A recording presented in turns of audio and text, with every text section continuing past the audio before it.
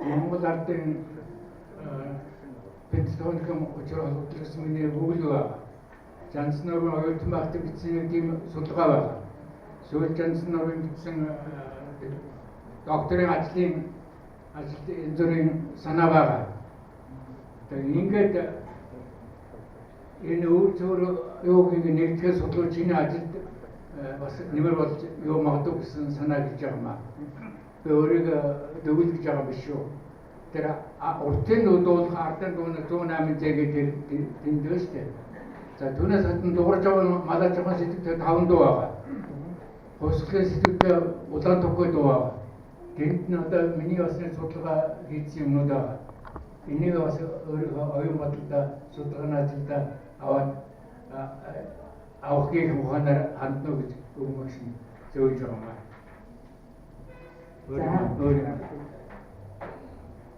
Осноо. За бүгдэнд нь баярлалаа. За бүгдээрээ ингээд дараагийн хэсэг болох урлагийн боловсрол заах арга зүй гэсэн хэсэгт орцгоё. Энд маань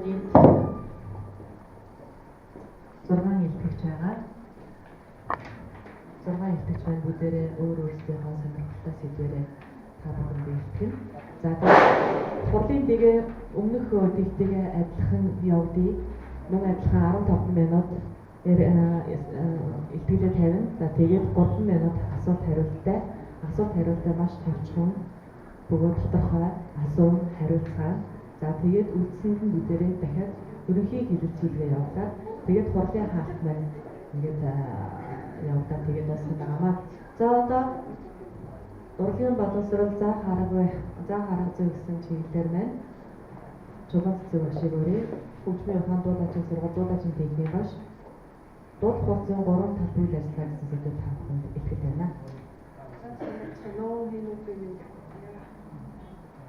Миний бэлтгэсэн сэдвийн дуулах хугацааны 3 тал үйл ажиллагаа буюу одоо заах арга дуулаачийн оюутнуудыг ямар арга барилаар багш, хэрэгслийн багш, концертмейстер багш оюутан гэсэн 3 талаас нь үйл ажиллагаа хэрхэн явуулах бүхэнтэй ах вэ гэдэг талаар хэлбэлээ.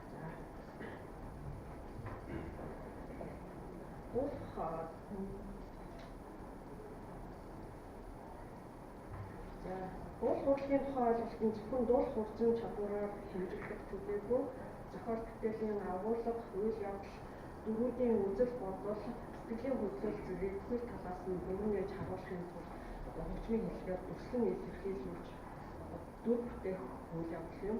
Энэ бүхнийг бүрэн эзэмшсэн сайн дуучин бэлтгэхийн дуулах урдын багш, концертмейстер багш нараас ур чадварын нарийн үйл ажиллагааг шаардахаас гадна дуулаачаар сурч буй оюутнуудын хөгжмийн онол, гадаад хэл, утга зохиол, урлагийн талаарх өргөн цар хүрээтэй мэдлэг боловсрол тэдний уйггүй хүчин чармайлт хөдөлмөрийн үр дүнд бий болдог үйл ажиллагаа юм аа. За дуулах урдын мэргэжлийн багшийн үйл ажиллагаа. Дуулах урдын багш нь дуулаачаар сурч буй оюутны хоолой цагааг зөв тодорхойлж, хоолойн зөв тавилыг тавихаас гадна оюутны ур чадвар, тоглолтын арга ухааныг хөгжүүлэх, мэдлэг боловсролтой мэргэжлийн дуучин бэлтгэх шаардлагатай байдаг. Үүнд эхлээд амьсгалыг зөв авах, барих,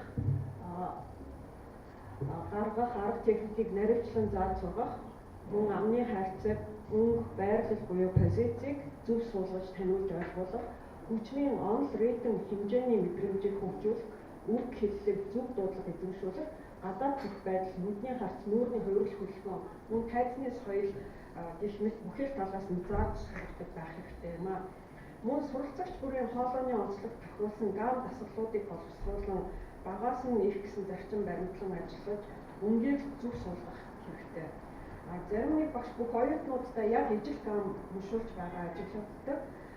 Багш оюутныг хэд ачаалал нэг хэвэн хөтөлбөрөөр залхаахгүйгээр хийж буй байгаа зүйлс нь сонирхлыг нь татаж туслах явдал нь нэлээд чухал юм. Мөн сургалтын шинэ арга барил илэрхийлж хүссэн программыг нь өгч өөртөө таарчгүй юу гэдгийг мэдрүүлэх хэрэгтэй гэж бодож байна. Мөн репертуарын зөв сонголтыг хийж оюутан бүрийн оюуны болон бие хүчний ачааллыг нь зохицуул ямар нэгэн тийм хүндрэл өртгөөс нь сэргийлэх юм чухал байгаамаа. Репертуарын сонголт хийхдээ төрөл бүр дээр ажиллуулахыг зорих зөв боловч хувийн онцлог хоолойн цагаанд нь тохирсон сонголт хийх нь чухал юм. Мөн хөгжүүлэх байдал хоолойн чадал зэргийг харилцах нь зөв. Ер нь оюутны хоолойн чадлыг шалгаж хөгжүүлэх зорилгоор өвдөж буй репертуарыг аажмаар хөндрүүлж өгөх нь сургалтын нэг чухал хэсэг байх ёстой.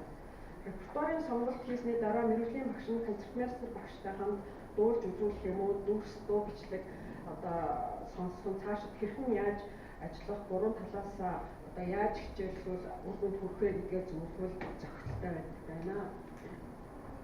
За, үүнд дууны рейтинг хэмжээг авдаг дуул ер нь бол дууны рейтинг хэмжээг авдаг дуул үгийн дуунд амьсгаа авах, үг үеэ залгих, зарим их шиг товчлон дараагийн үгэнд шилжин орох зэрэг алдаанууд нь мэргэжлийн багшийн хяналт сулаас болд юм уу гэж ажиглагддаг.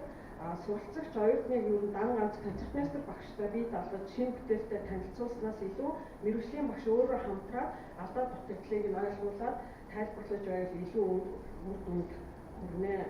Ер нь сургалтын үйл явц нь нарийн эрэм дараалтай байх ёстой ба концертмейстер багштай хамтран үг ай, дуудлага зэргийг хөгжмийн хэмнэлт тохируулан хийлгэх, тэдгээрийн уялдаа холбоог сайн тайлбарлах, нотны хүчтэй сул зохих, мөн өргөлттэй иршгийн тохироог тод илэрхийлүүлж сургах хэрэгтэй.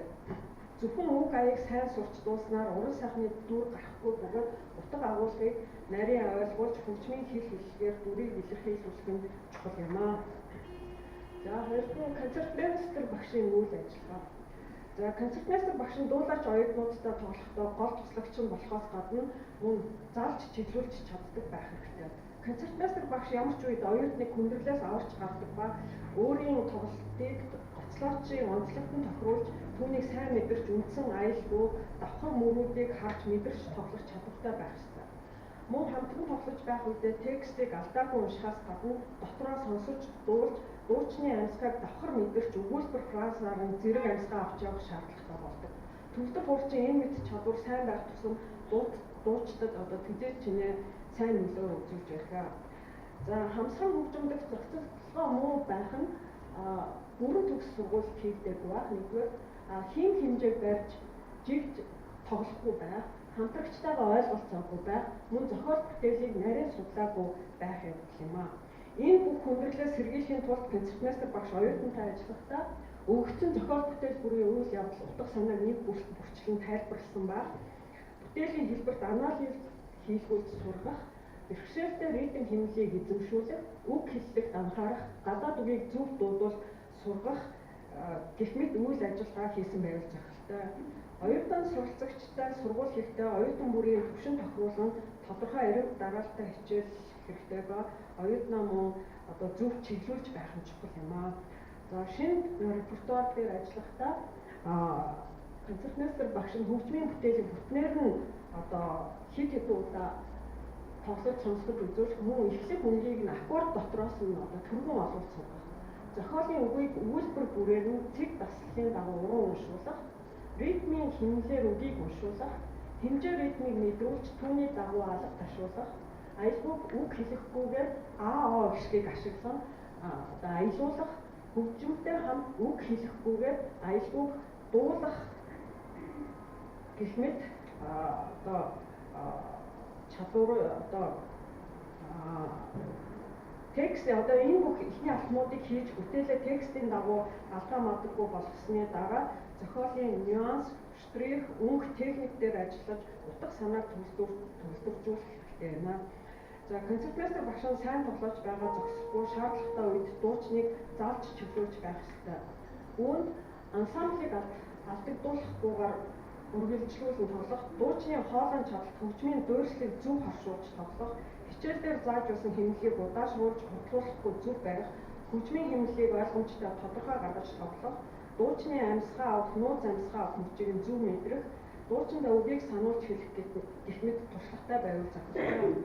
Концертмейстер багш нь оюутантайгаа зохиол бүтээлийн уран сайхны дүрслэлийг нэг санаагаар ойлгон мэдэрч уран сайхны эхлэлийг тоглож өгснөөр оюутны дуулах итгэл үнэмшил нэмэгдэж дүрслэлийг нэмэгдүүлдэг. Мөн концертмейстер багш нь гоцлоочийнхоо дүүцээдгүй орхигдуулсан дүрслэл зураглалыг нөхөж жирийн дагалдагч биш гоцлоочоос дутхгүй дүр дүрслэлтэй хөгжмийн эхлэлийг тодруулж тоглох нь чухал юм аа. За 3 дахь оюутны талаас хийх үйл ажиллагаа